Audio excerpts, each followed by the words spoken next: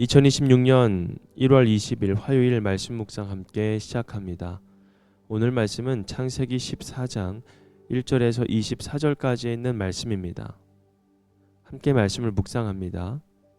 시날 왕 아므라벨과 엘라살 왕 아리옥과 엘람 왕 그돌라오멜과 고임 왕 디달의 시대에 이 왕들이 소돔 왕 베라와 고모라 왕 비르사와 아드마 왕 시납과 스보임 왕 세메벨과 벨라 왕 곧 소알 왕과 싸웠다. 이 다섯 왕은 군대를 이끌고 시딤 벌판 곧 지금의 소금 바다에 모였다.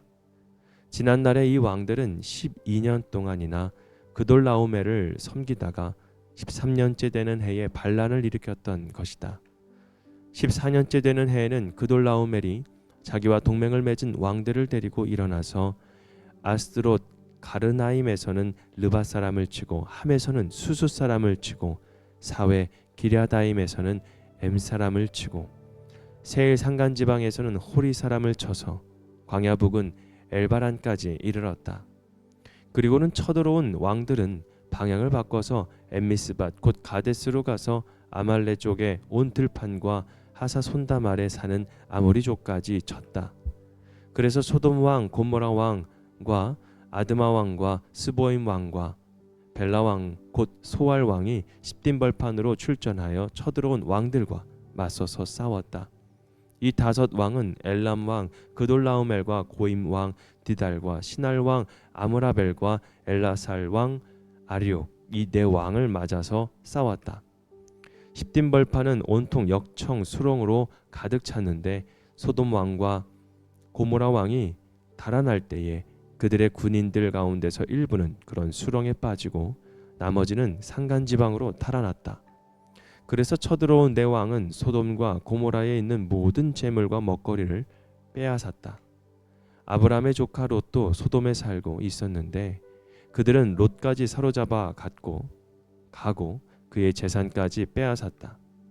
거기에서 도망쳐 나온 사람 하나가 히브리 사람 아브라함에게 와서 이 사실을 알렸다. 그때의 아브람은 아모리 사람 마므레 땅 상수리 나무들이 있는 곳에서 살고 있었다. 마므레는 에스골과는 형제 사이이고 아넬과도 형제 사이이다. 이들은 아므람과 동맹을 맺은 사람들이다. 아브람은 자기 조카가 사로잡혀 갔다는 말을 듣고 집에서 나와 훈련시킨 사병 318명을 데리고 단까지 쫓아갔다. 그날 밤에 그는 자기의 사병들을 몇 패로 나누어서 공격하게 하였다. 그는 적들을 쳐부수고 다마스쿠스 북쪽 호바까지 뒤쫓았다. 그는 모든 재물을 되찾고 그의 조카 롯과 롯의 재산도 되찾았으며 부녀자들과 다른 사람들까지 되찾았다. 아브람이 그돌라오멜과 그와 동맹을 맺은 왕들을 쳐부수고 돌아온 뒤에 소돔 왕이 아브람을 맞아서 사회 벌판 곧 왕의 벌판으로 나왔다. 그때의 살렘 왕 멜기세덱은 빵과 포도주를 가지고 나왔다. 그는 가장 높으신 하나님의 제사장이다. 그는 아브람에게 복을 빌어 주었다. 천지의 주제 가장 높으신 하나님 아브람에게 복을 내려 주십시오. 아브라함은 들으시오. 그대는 원수들을 그대의 손에 넘겨주신 가장 높으신 하나님을 찬양하시오. 아브라함은 가지고 있는 모든 것에서 열의 하나를 멜기세덱에게 주었다. 소돔 왕이 아브라함에게 말하였다. 사람들은 나에게 돌려주시고 물건은 그대가 가져가시오. 아브라함이 소돔 왕에게 말하였다. 하늘과 땅을 지으신 가장 높으신 주 하나님께 나의 손을 들어 맹세합니다. 그대의 것은 실오라기 하나나 신발끈 하나라도 가지지 않겠습니다. 그러므로 그대는 그대 덕분에 아브라함이 부자가 되었다고는 절대로 말할 수 없을 것입니다. 나는 아무것도 가지지 않겠습니다. 다만 젊은이들이 먹은 것과 나와 함께 싸우러 나간 사람들 곧 아넬과 에스골과 마므레에게로 돌아갈 목만은 따로 내놓아서 저들이 저마다 제 몫을 가질 수 있게 하시기 바랍니다. 아멘. 아브라함의 전쟁이라는 주제로 함께 말씀을 묵상합니다. 먼저 말씀 묵상하기 전에 그동안 해왔던 말씀 묵상의 폼을 따르지 않고 다르게 하였는데 이것은 컴퓨터에 문제가 있어서 오늘 말씀 묵상은 다른 폼으로 익숙하지 않은 폼으로 시작이 되니까요. 이해해 주시고 말씀 묵상에 귀를 기울여 주셨으면 좋겠습니다. 신앙의 길을 가다 보면 우리가 원하지 않았는데도 피할 수 없는 전쟁의 자리에 서게 될 때가 있습니다. 오늘 본문은 전쟁 내용입니다. 아브라함이 선택한 싸움이 아니죠. 그는 조용히 하나님의 약속을 붙들고 살아가던 사람이었습니다. 그러나 조카 롯이 사로잡혀갔다는 소식을 듣는 순간 아브라함은 더 이상 방관자가 될 수가 없었지요. 창세기 14장은 믿음의 사람이 어떻게 싸우는지 그리고 싸움 이후 무엇을 선택하는지를 보여주는 말씀입니다. 동방의 4왕과 가나안의 5왕 사이의 전쟁은 이미 승패가 정해진 싸움처럼 보였습니다. 소돔과 고모라는 완패했고 그 과정 속에서 롯은 재산과 함께 포로가 되어갔습니다. 이 소식을 들은 아브라함의 반응이 참 중요하죠. 14절 말씀 보면 아브라함은 자기 조카가 사로잡혀갔다는 말을 듣고, 여러분, 아브라함은 정치적 계산이 아닙니다. 경제적인 이익도 아닙니다.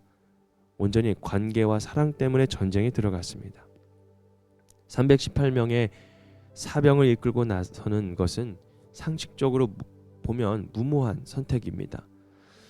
그러나 이 싸움에는 분명한 이유가 있습니다. 사랑해야 할 사람을 외면하지 않는 그 믿음과 도망치지 않은 책임의 선택이었죠. 믿음의 전쟁은 언제나 내 의지가 아니라 사명에서부터 시작이 됩니다. 전쟁에서 돌아온 길에 아브라함 앞에 두 사람이 등장합니다. 소돔 왕과 살렘 왕 멜기세덱입니다. 여러분, 멜기세덱은 빵과 포도주를 가지고 나와서 아브라함을 축복하죠. 뭐라고 할까요? 20절 말씀입니다. 원수들을 그대의 손에 넘겨주신 가장 높으신 하나님을 찬양하십시오. 여러분, 멜기세덱은 승리의 공을 아브라함에게 돌리지 않았어요. 모든 승리의 근원이 하나님께 있음을 분명하게 합니다. 이에 아브라함은요, 자기 소유의 11조를 하나님 앞에 드립니다. 이것은 의무가 아니라 감사와 고백의 예배였죠. 즉, 이 승리는 내 능력이 아니라 하나님의 은혜입니다 라는 고백이 드러나는 것입니다. 여러분, 믿음은요, 성공의 순간에 더 분명하게 드러납니다. 이제 소돔 왕이 제안하죠. 사람들은 나에게 돌려주고 물건은 그대가 가져가시오. 정당한 보상처럼 보입니다. 그러나 아브라함은 단호하게 거절하죠. 실오라기 하나나 신발끈 하나라도 가져가지 않겠습니다. 왜입니까? 하나님의 복이 세상의 도움이나 거래로 오해받지 않기를 원했기 때문에 그렇습니다. 아브라함은 하나님의 영광을 지키기 위해 자기의 권리를 내려놓는 길을 선택합니다. 믿음의 싸움은 전쟁보다 전리품 앞에서 더 치열하죠. 여러분, 아브라함이 받은 약속은요, 단순히 복받을 사람이 아닙니다.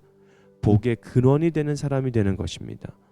그래서 그의 전쟁은 달랐습니다. 그의 선택도 달랐고 그의 승리 또한 달랐습니다. 우리에게 같은 질문을 하죠. 나는 어떤 전쟁 앞에 서 있는가? 나의 승리는 누구의 이름을 드러내고 있는가? 그리고 지금 내 선택은 하나님의 영광을 가리고 있지는 않은가? 여러분, 아브라함의 전쟁은 칼과 상의 싸움이 아닙니다. 믿음과 선택의 전쟁입니다. 오늘도 그 믿음으로 하나님의 영광을 선택하는 저와 여러분이 되기를 주님의 이름으로 축복합니다.